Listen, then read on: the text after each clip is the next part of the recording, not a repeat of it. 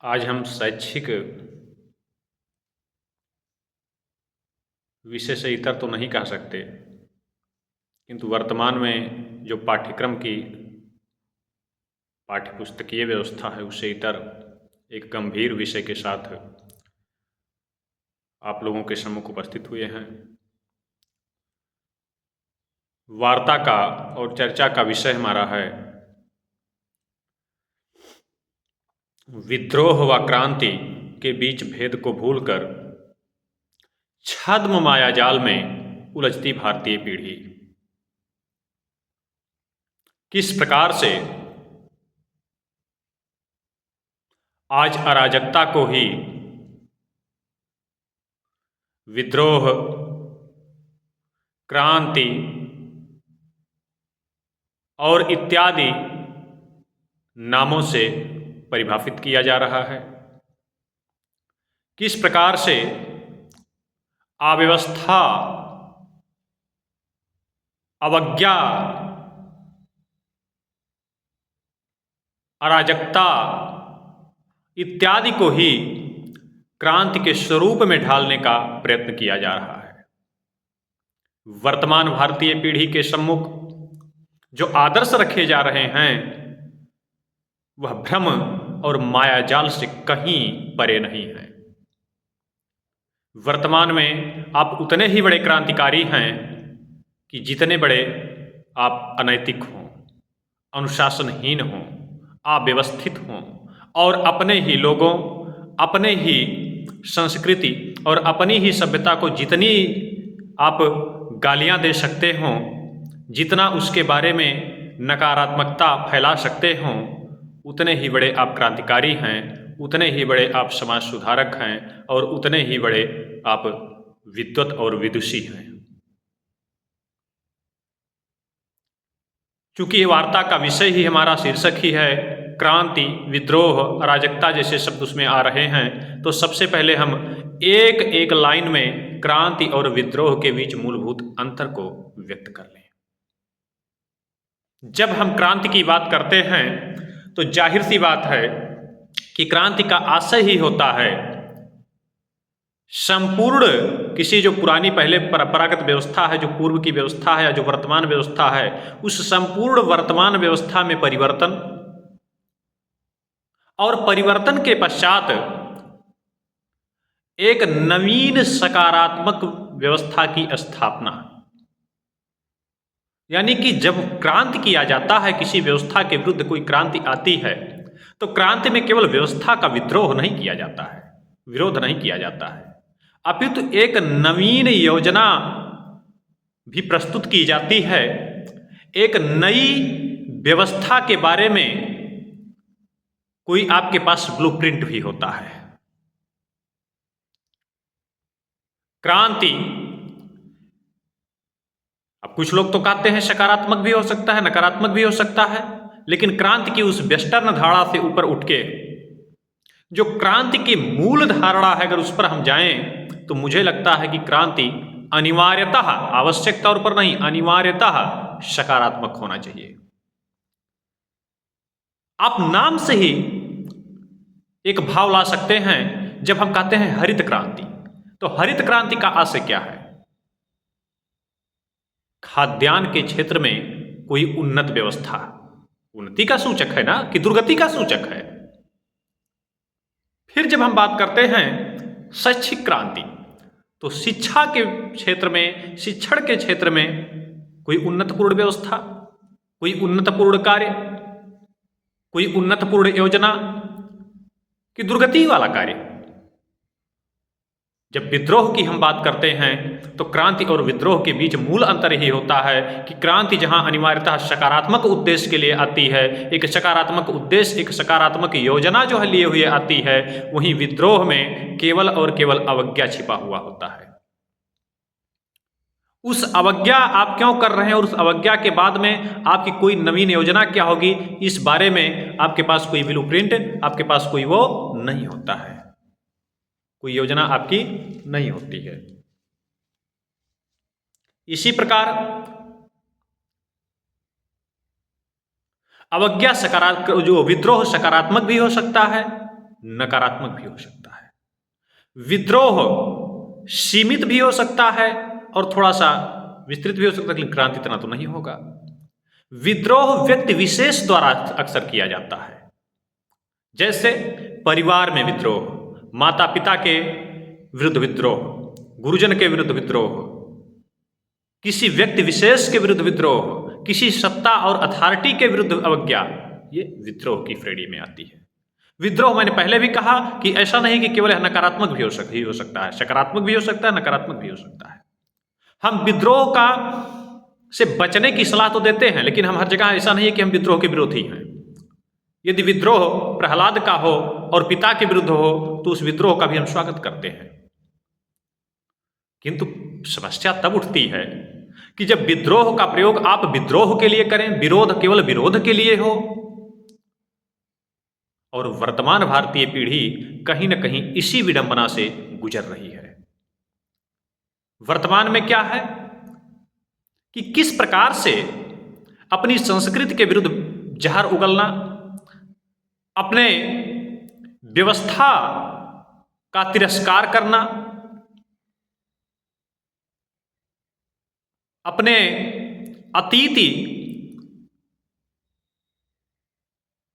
का मान मर्दन करना,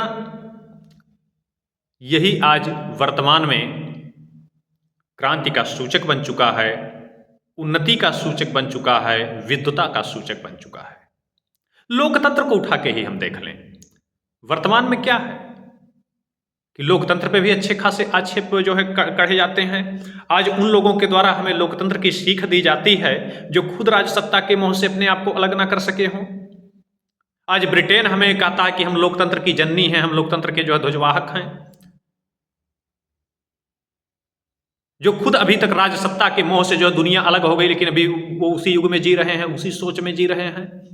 अभी वो राजसत्ता के मोह से जो तिलांजलि नहीं दे पाए हैं, वो आज हमें लोकतंत्र का पाठ पढ़ा रहे हैं। नाम देते हैं कि हाँ, आपकी यहाँ निरंकुश व्यवस्था थी, आपकी जो स्मृति वाली व्यवस्था थी, आपकी जो वैदिक कालीन व्यवस्था थी, आपकी जो अन्य प्राचीन व्यवस्थाएं थीं, वह निरंकुश राजतंत्र की सूचक थी। हमारा जो राजतंत्र है वह सीमित है, संवैधानिक है। बड़ा बढ़िया उदाहरण आप क्या देते हैं निरंकुशता का कि मनुस्मृति में राजा को 8 देवताओं से, दैवीय शक्तियों से विभूषित किया गया है। आपको पता होना चाहिए कि शब्दों को पढ़ने से ज्यादा बेहतर होगा कि उस शब्दों के विश्लेषण का सामर्थ्य आपके अंदर हो।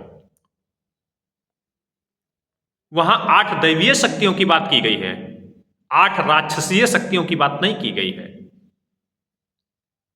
और जब इस प्रकार शब्दों को लेकर आप उड़ेंगे तो आपके राजतंत्र में निरंकुशता के कहीं ज्यादा बीज दिखाई देते हैं, क्योंकि आपका संविधान तो कहता ही है, आपकी पॉलिटिकल सिस्टम तो कहता ही है, व्यवस्था कहती ही है कि राजा कभी गलती नहीं कर सकता। और राजा अगर कभी गलती नहीं कर सकता तो यह किस प्रकार के जो उदारता का सूचक है, यह किस प्रकार के लोकतंत्र का सूचक है? क्या राजा जो ईश्वर है?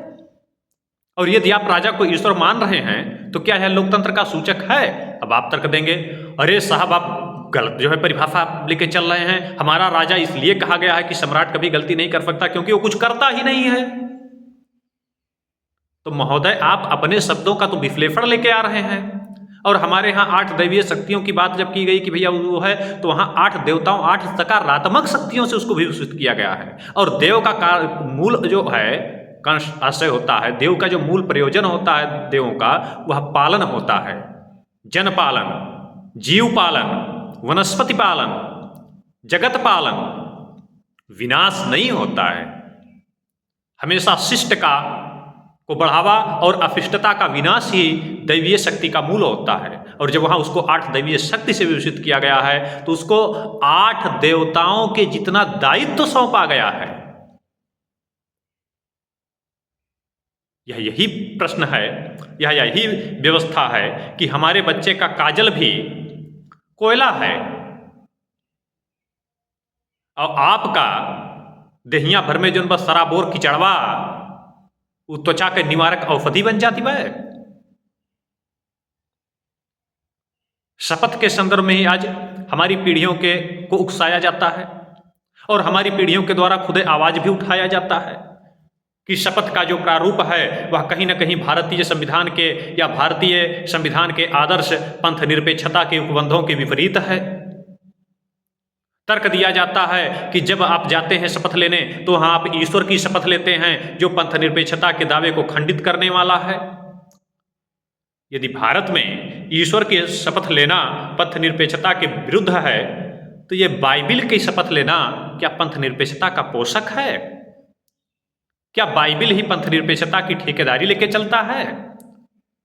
पहले ब्रिटेन वाले या जो भारत में जो है उस मानसिकता से ग्रस्त लोग हैं, ये लोग शायद चीजों का खुद विश्लेषण करते। अपनी व्यवस्था पर तो आप विश्लेषण लेके प्रस्तुत हो जाते हैं और दूसरे की व्यवस्था पर आप उंगली उठाते हैं और बिना किसी एकदम से कुतर्क के। और दिक्कत ये नहीं है, समस्या ये नहीं कि वो उंगली उठाते हैं, हम भी उसी को हाँ में हाँ मिलाते हुए अपनी अज्ञानता का जो प्रदर्शन कर रहे होते हैं। और भी बात कर लें, हमको अंध युग का सूचक हमारे प्राचीन युग को माना जाता है। हमको अनुदारता, परंपरावादी होने का हम पर विभिन्न प्रकार के आक्षेप लगाए जाते हैं, धूर्तता के आक्षेप लगाए जाते हैं। वह व्यक्ति जो अपनी प्रात प्रार्थना में ही सर्व सुख और सबके निरोग होने की कामना करे वह धूर्त है। जिसकी प्रार्थना ही भी यही से शुरू होती हो कि सर्वे भवन्तु सुखिनः सर्वे सन्तु निरामया सर्वे भद्राणि पश्यन्तु मा कश्चित् दुःखभाग् भवेत्। जो सुबह उठते ही पृथ्वी पर पांव रखने से पूर्व ही इस प्रार्थना के साथ जो है पृथ्वी पर पांव रखता हो कि माता भूमि पुत्रो अहम पृथिव्यः, संपूर्ण पृथ्वी को अपना परिवार जो समझता हो वो धूर्त है। और आप उदारता का प्रमाण पत्र बांटते चल रहे हैं। जिसके प्रार्थना में भी दूसरों को काफिर बताया जाता हो, वह स्वयं को फरिश्ता ठहराने का प्रयत्न किया जाता हो, वे उदारता के पोषक हो गए और हम धूर्तता के सिरमौर। कितनी अच्छी आपकी भैया विश्लेषण है, कितना बेहतर आपका उदारता और विद्वता और जो है हम कह लें कि क्रांति के व्यक्तित्व की परिभाषा है। तत्पश्चात हाँ, यह सत्य है कि ऐसा कोई शरीर नहीं है जो निरोग पूरी तरीके से हो, जो कभी रोगी ना हुआ हो। निश्चित तौर पर हमारी व्यवस्था में भी कमियां हो सकती हैं, हमारी व्यवस्था में भी समस्याएं आ सकती हैं, लेकिन इसका मतलब तो ये नहीं है कि शरीर में अगर रोग आ जाए तो हम शरीर को ही नष्ट करने पे आमादा हो जाए। हाँ, हम नष्ट कर दें शरीर को, लेकिन ऐसी कोई भी शरीर आप बता दीजिए जिसमें रोग ना आया हो। और अगर सारे शरीर रोगी हैं तो सारे शरीरों का इलाज किया जा रहा है और हमारे लिए जो है ये लाया जा रहा है कि आप शरीर ये नष्ट कर दीजिए। आपको रोग हो तो आप इलाज कराएं और हमको रोग हो तो जो है जार कर जो मैं इंजेक्शन ले ली।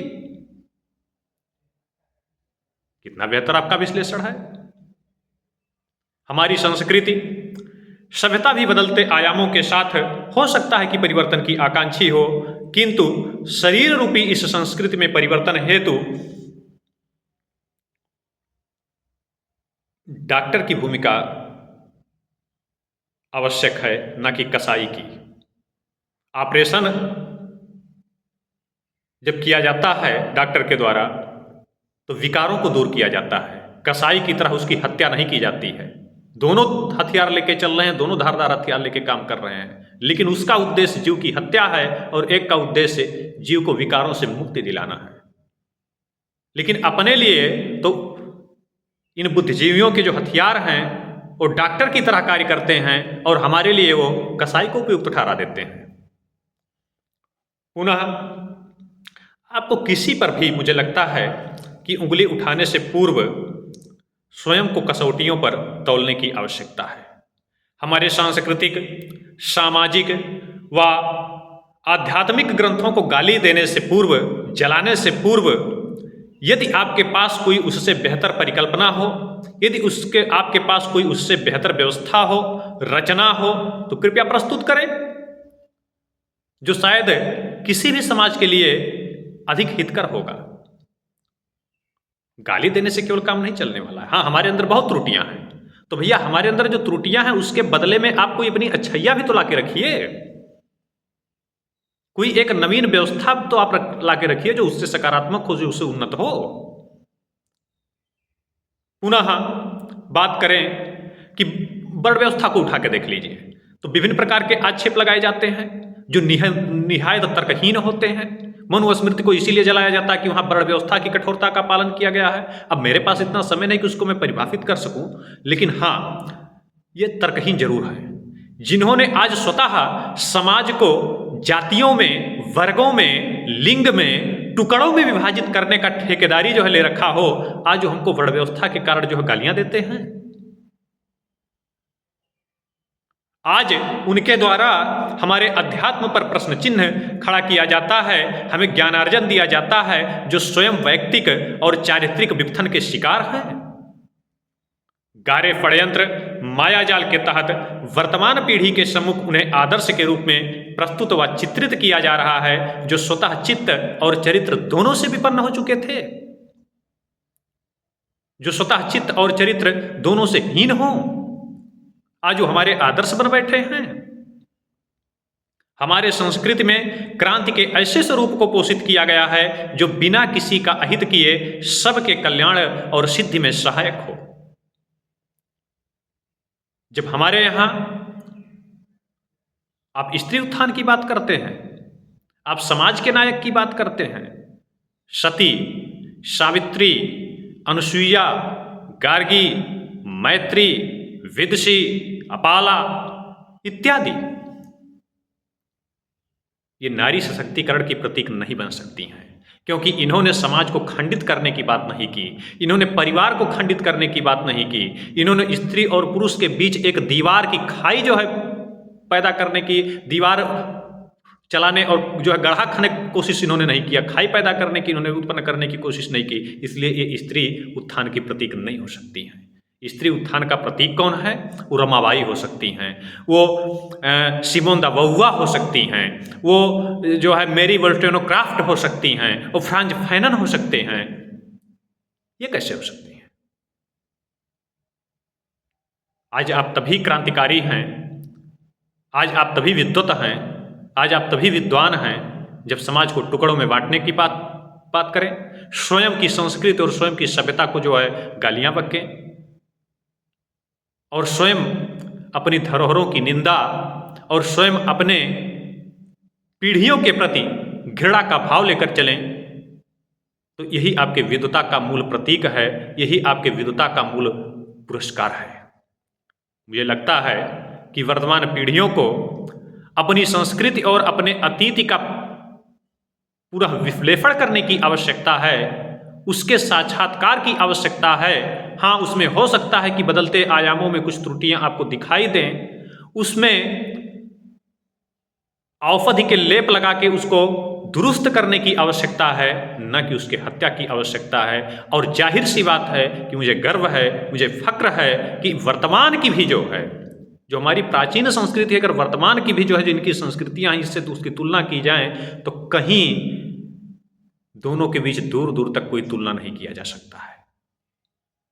हमारी जो प्राचीन संस्कृति थी, हमारी जो प्राचीन परंपराएं थीं, आज वो वर्तमान की नकारात्मकताओं से कहीं अपने आप को अलग और कहीं अपने आप को सुरक्षित किए हुए थीं, और आज वर्तमान की जो जिसको आप उन्नत संस्कृति और उन्नत व्यवस्था का प्रतीक मान रहे हैं, वो किसी भी प्रकार की अवनति और किसी भी प्रकार की जो है विपन्नता से अपने आप को अलग रखने में सर्वथा अक्षम है। और अगर भैया यही जो है आज उन्नति का प्रतीक है तो आपको मुबारक हो, हमको अवनति में ही जीने दीजिए।